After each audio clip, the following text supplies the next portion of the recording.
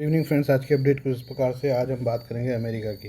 America जाना हज़ारों भारतीयों का सपना होता है। अमेरिकी दूतावास के सामने लंबी लंबी लाइनें आम बात है। वीज़ा हासिल करने के लिए वेटिंग भी बहुत लंबा होता है। अब अमेरिका में रह रहे एक एनआरआई कपल ने भारतीय युवाओं को यहाँ नहीं आने की अपील की है।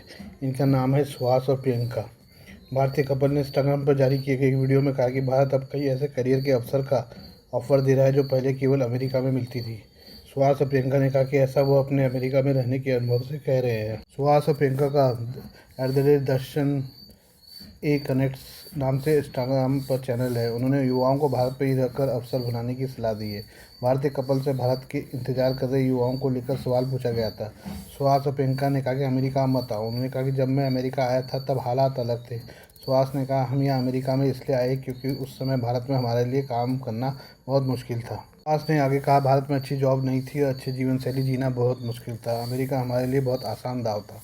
आप यहाँ आते थे और मास्टर की डिग्री लेते थे, इसके बाद आपकी जॉब लगती थी और आपकी लाइफ सेट हो जाती थी। उन्होंने कहा कि भारत बदल गया है, वैसे ही जॉब के अवसर मुहैया करा रहा है जो पहले विदेश में मिलती थी। भारतीय कपल ने कहा कि अब आप भारत में वही चीज़ें कर सकते हैं जो पहले केवल अमेरिका में की जा सकती थी। प्रियंका ने कहा, अब दुनिया के निवेशक भी भारत में फिदा हैं और बड़ी संख्या में भारतीय बिजनेस में निवेश कर रहे हैं। उन्होंने कहा कि हालांकि भले ही बराबर हो गए हैं, लेकिन दोनों देशों में भी अनुभव का सबसे बड़ा अंतर है। सुहास ने कहा कि अमेरिका में कई साल काम करने के बाद भी उन्हें अभी स्वीकार नहीं किया गया है। उन्होंने कहा कि जब आप विदेश आते हैं तो आपको अपने परिवार के लोग दोस्त छोड़ने पड़ते हैं, यहाँ आकर नए दोस्त बनाने पड़ते हैं। अगर मेरा बस चले तो मैं इंडिया में ही रहना चाहूँगा। भारतीय कपल ने कहा कि भारत के लोग जहाँ अमेरिका में ही रह जाते हैं, वहीं चीनी नागरिक अमेरिका आते हैं लेकिन बाद में फिर से अपने देश लौट जाते हैं। हम बात करें पाकिस्तान की। पाकिस्तान के बलूचिस्तान प्रांत में एक बार फिर विद्रोही गुटों ने सरकारी ढांचे को निशाना बनाया है। विद्रोही गुटों ने सरकारी इंफ्रास्ट्रक्चर और प्रशासनिक सुविधाओं को निशाना बनाकर हमले किए हैं। एक अहम घटनाक्रम में हथियारबंद हमलावरों ने चागी जिले के जियारत बालानोश में एक सरकारी गेस्ट हाउस में आग लगाई है। बंदूकधारी सरकारी इमारत में घुसे, संपत्ति को नुकसान पहुंचाया, कीमती सामान लूटा और इमारत में आग लगाकर फरार हो गए। चागी की घटना के बाद इलाके में सुरक्षा व्यवस्था कड़ी कर दी गई है। हमलावरों की पहचान, नुकसान के बारे में अभी स्पष्ट जानकारी नहीं मिली है। चागी की घटना बलूचिस्तान में सरकारी और सुरक्षा ठिकानों पर हो रहे हमलों की श्रृंखला का हिस्सा है। इससे पता चलता है कि विद्रोही सुरक्षा बलों पर सीधे हमलों से बढ़कर प्रशासनिक इंफ्रास्ट्रक्चर तक पहुंच रहे हैं। यह जमीन पर सरकार की कमर तोड़ने जैसा है। बलूचिस्तान में चागी से पहले पिशिन जिले के सरनान शहर में एक पुलिस स्टेशन पर हमला हुआ था। यहाँ हथियारबंद लोगों ने स्टेशन पर हमला करते हुए पुलिसकर्मियों से हथियार छीन लिए और पुलिस की गाड़ी लेकर भाग गए। सरनान में कुछ समय के लिए शहर के कई हिस्सों में विद्रोहियों ने कब्जा कर लिया था। बलूचिस्तान में सैन्य काफिले पर हाल ही में एक हमले में 7 सुरक्षाकर्मी मारे गए। इसमें प्रांत में पाकिस्तान की सैन्य मौजूदगी के लिए बलूच अलगाववादी समूह से बने खतरे का पता चलता है। इसी महीने 14 अगस्त को मस्तूम में बलूचिस्तान के गृह मंत्री मीर जियाउल्लाह लेंगाओ के काफिले पर हथियारबंद हमले में वे बाल बाल बचे थे। बलूचिस्तान लिबरेशन आर्मी ने हालिया दिनों में पाकिस्तानी आर्मी के खिलाफ बड़े पैमाने पर हमले किए हैं और इन हमलों को लगातार जारी रखने की बात कही है। बीते हफ्ते गुट ने एक बयान जारी करते हुए दावा किया कि उसके लड़ाकों ने बीते 8 दिनों में बलूचिस्तान में 22 हमलों को अंजाम दिया। ये हमले पाक आर्मी के ठिकानों को निशाना बनाकर किए गए, जिसमें 26 पाकिस्तानी सुरक्षाकर्मी मारे गए। बलूचिस्तान में हिंसा अलगाववादी आंदोलन का लंबा इतिहास रहा है। बलूचिस्तान क्षेत्रफल के लिहाज से पाकिस्तान का सबसे बड़ा प्रांत है, लेकिन 1947 के बाद से यहाँ स्थिरता रही है। कई संगठन, सशस्त्र गुट लगातार पाकिस्तानी आर्मी और सरकार के खिलाफ लड़ते रहे हैं। इन गुटों की मांग पाकिस्तानी अनसुनी करता है, जिससे गुस्सा और भड़क रहा है। ये दूसरी खबर भी पाकिस्तान से है। पाकिस्तान में 60 घंटों तक चीनी विमानों की आवाजाही को लेकर दावा किया गया कि उनमें J-16 मल्टी-रोल फाइटर विमान और उसका पूरा काफिला था, जिनमें कम से कम 6 J-16 फाइटर, एक KJ-500 एयरबोर्न अर्ली वार्निंग और कंट्रोल एयरक्राफ्ट और एक Y-20 स्ट्रेटेजिक ट्रांसपोर्ट शामिल था। हालांकि अलग अलग एयरक्राफ्ट की पहचान की पूरी तरह पुष्टि नहीं हो पाई है। इसके बाद ये सभी विमान मिस्र के लिए निकल गए। रिपोर्ट के मुताबिक चीन ने मिस्र की तरफ कम से कम 6 J-60 मल्टी-रोल फाइटर विमान भेजा है। मिस्र मिडिल ईस्ट में अमेरिका के सबसे पुराने सहयोगियों में शामिल है। मिस्र में चीनी लड़ाकू विमानों के पहुंचने का मतलब है कि पीपल्स लिबरेशन आर्मी एयरफोर्स का दायरा एशिया, अफ्रीका और मध्य पूर्व तक बढ़ गया है। विमान ईगल्स ऑफ सिविलाइजेशन 2026 अभ्यास के लिए तैनात किए गए हैं। यह चीन और मिस्र के बीच दूसरा द्विपक्षीय हवाई अभ्यास है जो अगस्त के मध्य से सितंबर की शुरुआत तक चलेगा। इस अभ्यास का मुख्य फोकस हवाई वर्चस्व, युद्ध की रणनीति, सेना के इस्तेमाल और कर्मियों के सुरक्षित वापस लाने पर है। 2025 की शुरुआती एक्सरसाइज में तैनात हल्के J-10C फॉर्मेशन के उलट भारी भरकम J-16 पैकेज चीन और मिस्र को जोड़ने वाले मुश्किल भौगोलिक रास्ते पर ज़्यादा कॉम्बैट रेडियस, पेलोड क्षमता, सेंसर इंटीग्रेशन और एंड्योरेंस दिखाता है। एक संभावित Yun-9 LG electronic warfare aircraft की भी सूचना मिली है, लेकिन उपलब्ध जानकारी पुष्टि के लिए काफ़ी नहीं है, इसलिए साफ सबूत मिलने तक इस प्लेटफॉर्म की मौजूदगी ऑपरेशनल भूमिका को सावधानी से देखने की जरूरत है। फिर भी यह पहली बार है जब चीन ने अपने सबसे आधुनिक भारी लड़ाकू विमानों को मुख्य भूमि से हजारों किलोमीटर दूर अफ्रीका और मध्य पूर्व में तैनात किया है। चीन की आधिकारिक घोषणा में अभ्यास की तारीखों और ट्रेनिंग के लक्ष्यों के बारे में तो बताया गया, लेकिन इसमें शामिल विमानों का जिक्र नहीं किया गया। ऐसे में सेना की बनावट, आवाजाही और तैनाती के सैन्य महत्व का अंदाजा लगाने के लिए ओपन सोर्स तस्वीरों का ही मुख्य सहारा लेना पड़ा। 20 अगस्त को कराची के जिन्ना इंटरनेशनल एयरपोर्ट पर इन लड़ाकू विमानों की तस्वीरें ली गई। ये चीनी लड़ाकू विमानों की तैनाती का ऐसा सबूत था जो आमतौर पर सैन्य नियंत्रण वाली जगहों पर ज़्यादा सुरक्षा के साथ छिपा कर रखा जाता है।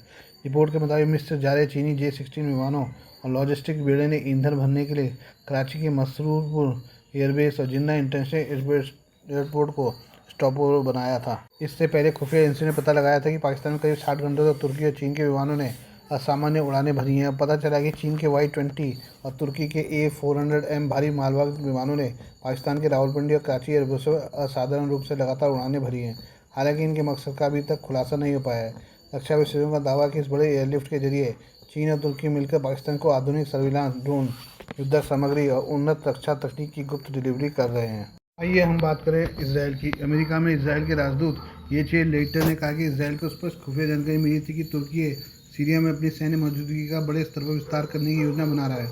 उन्हें इसे हद पार करना बताया। जेरूसलम पोस्ट के साथ बातचीत में लेटर ने कहा, हम तुर्की या सीरिया में से किसी के साथ तनाव बढ़ाना या युद्ध नहीं चाहते, लेकिन एक हद पार की गई है।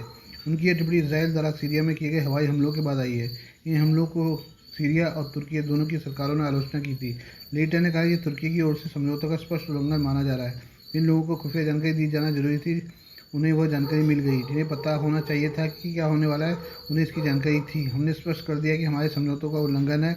इसी वजह से इसराइल ने कार्रवाई की। ट्विटर के मुताबिक मंगलवार को अलेप्पो के पास सीरिया में अबू अल दुगर एयरबेस पर इसराइल ने जो हमला किया वो कथित तुर्की के कदम को लेकर दी गई चेतावनी पर ध्यान नहीं दिए जाने का बात किया गया। सीरियाई अधिकारियों ने कहा था कि एयरफील्ड पर कम से कम 8 हमले हुए। बाद में सैटेलाइट तस्वीरों में रनवे को नुकसान पहुंचाने की बात सामने आई है।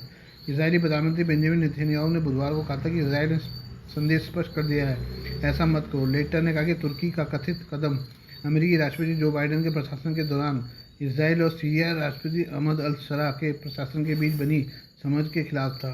इस समझ के तहत सीरिया में मौजूदा स्थिति को स्थिर रखा गया था।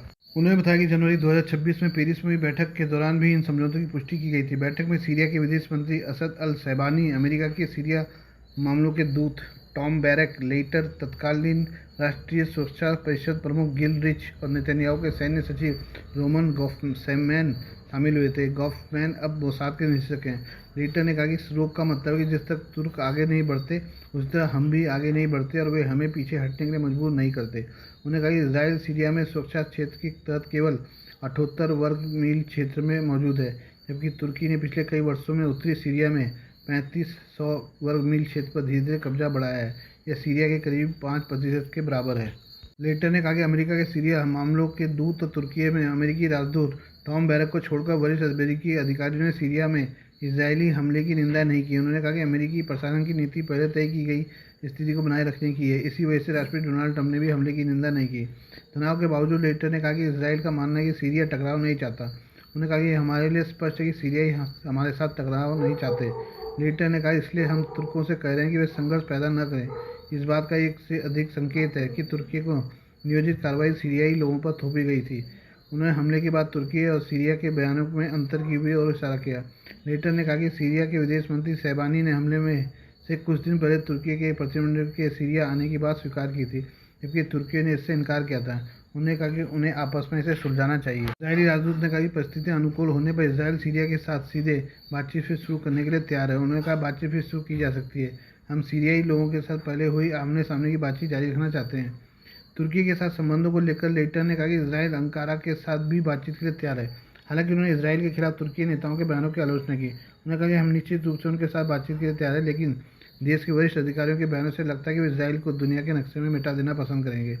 लेटर तुर्की के राष्ट्रपति रेसेप तैयब एर्दोगन की इसराइल के खिलाफ बार बार की गई टिप्पणियां और तुर्की के विदेश मंत्री हाकान फिदान के उस बयान का जिक्र कर रहे थे जिसमें उन्होंने कहा था कि इसराइल मानवता पर एक दाग है।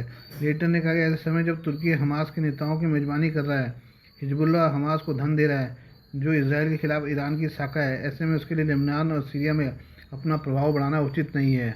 Please do like, share, and subscribe this channel of mine, news, views, and analysis by Prakash.